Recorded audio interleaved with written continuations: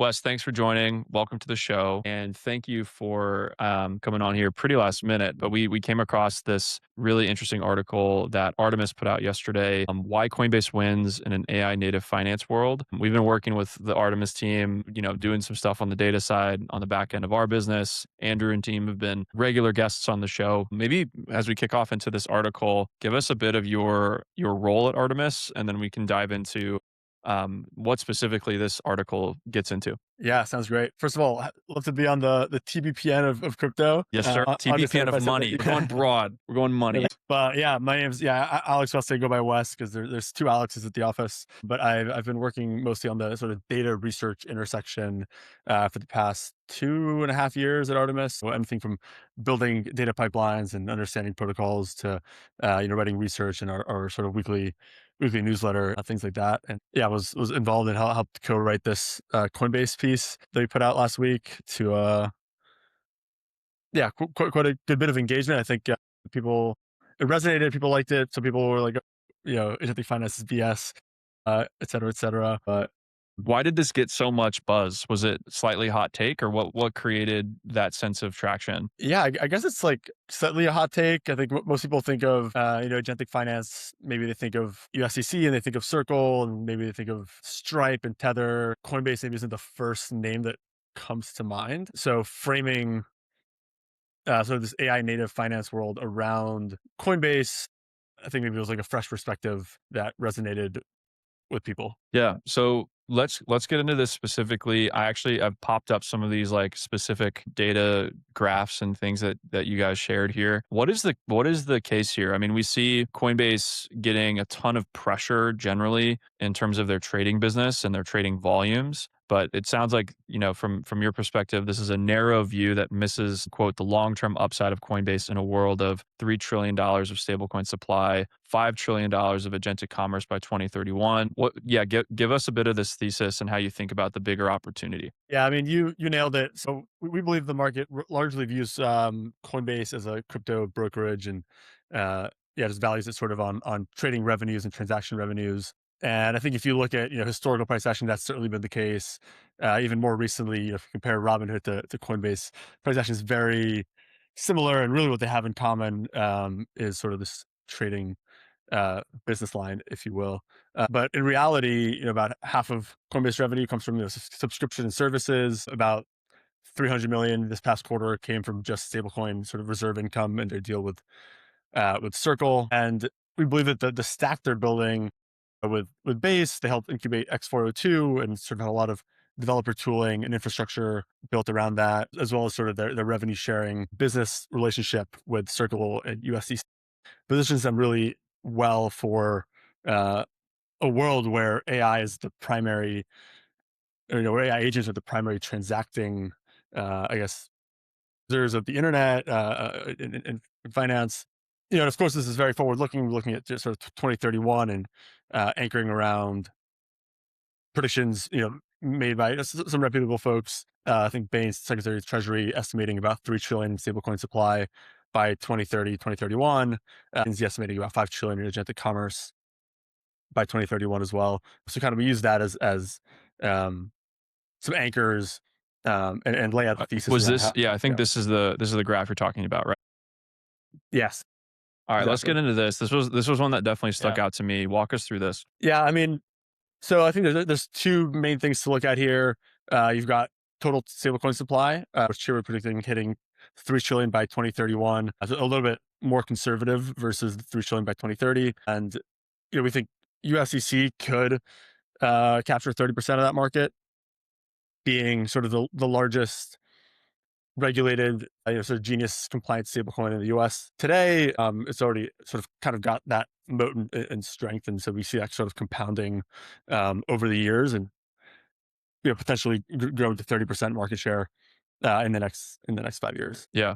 And speaking of Circle, one other one that you pulled here was the comp against Circle. And this was a really interesting one too. What do you see here? Yeah, I think the point we're trying to make here is, Circle is certainly seen as a pure play stablecoin bet, and that is shown as commanding a higher premium, at least on sort of an enterprise value to next 12-month earnings multiple, about 2x that of Coinbase. And we think, Coinbase is very exposed to the stablecoin tailwinds, and frankly, the value should likely be much much closer. Like, I'm not sure Circle should command such a higher premium over Coinbase. Yeah, it says here, looking at this chart, Coinbase is the number one holder of USDC and growing versus competitors. So compared to those kind of benchmark, like the benchmark ones that we have here, looking at some of these, you have Bullish, Robinhood, CME, Circle, the actual custody and ownership of that network or that asset is extremely, I mean, you would expect that given their relationship to USDC and to Circle. What do you see? Yeah. Do you see this being something that will continue, or how do you see this trend line? Yeah, I mean, I think this is probably one of the more important charts for Coinbase, insofar as they get 100% of the stablecoin yield on platform From their USDC, and holdings. about half of the residual revenue on off platform. So obviously they're able to monetize on platform significantly higher. What a great shout out to Jim Migdal who closed that deal. That was like, oh my God, the best. I mean, that's just like such a sweetheart deal. 100% of all the yield on the platform is able to be kept Yeah. by you. I mean, that's a great, no wonder they're holding so much. Yeah, and I mean, it's obviously mutually beneficial. It's, Coinbase is the number one exchange in the U.S., and the USDC is getting a lot of distribution through them. So I think it's sort of reinforcing sort of the flywheel on both sides. Something, Go ahead.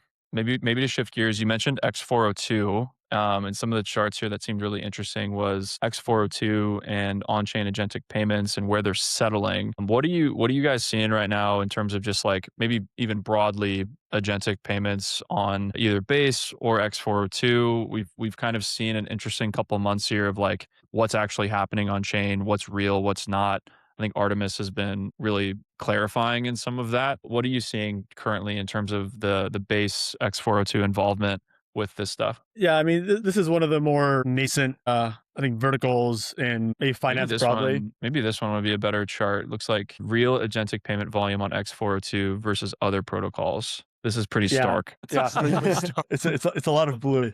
A lot of blue here.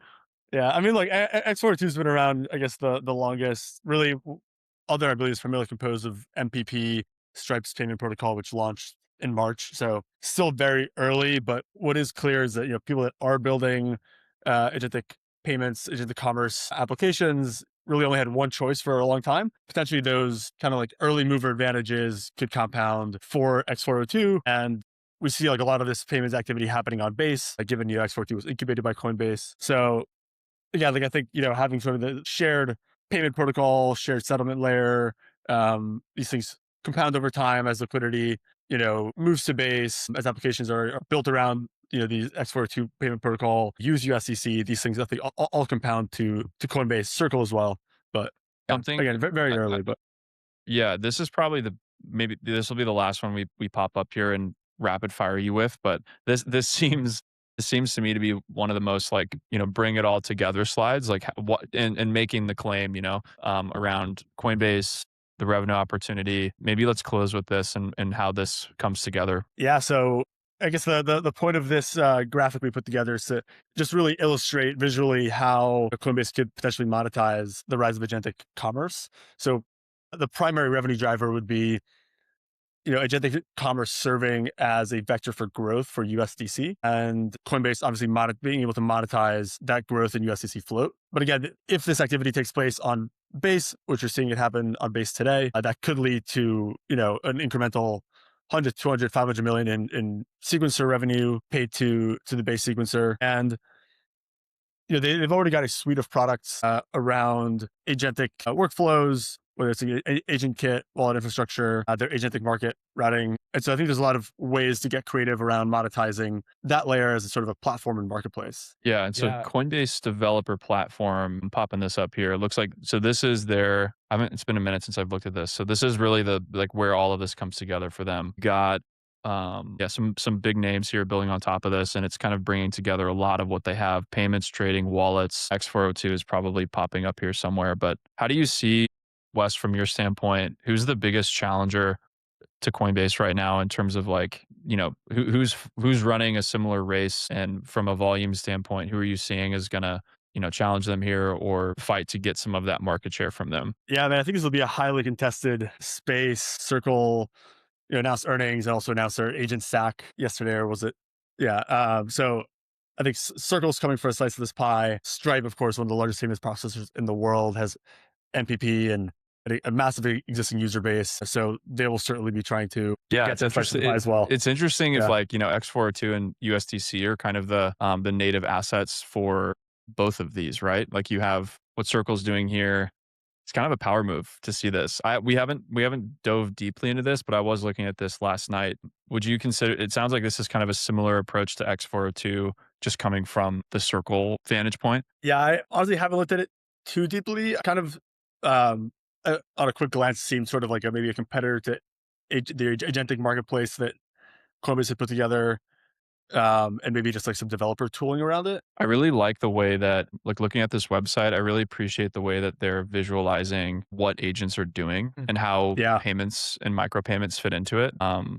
And actually bringing, yeah, like these specifically, like some of these use cases here, that they're showing on this website. We're at such a nascent part of this industry, like showing what is possible, I think is such an important part of getting adoption for these things. So I'm excited to see yeah. more of this come to life. No, It's interesting too, Wes, just seeing you pop up that potential for float earnings. And we've got this very, futuristic agentic payments, cutting edge, right? And then like float is an old business, right? Like Warren Buffett was buying Geico 50 years ago because he was so obsessed with float. But seeing like the market share of that, of like, oh, shit, like you got 200 billion.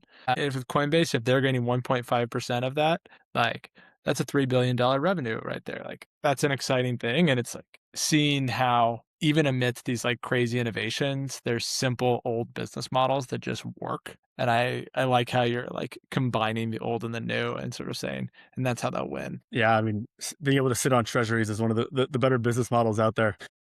Thank you for walking through this, and please like let us know when more of these kind of like data graph heavy stuff hits the timeline that you're working on. We'd love to be a part of exposing this and getting into the weeds. Is there anything that we missed or key takeaways from this article specifically, or even more macro, like stuff that you're seeing on the research side as you're analyzing just so much data on at Artemis that you want to call out before we part?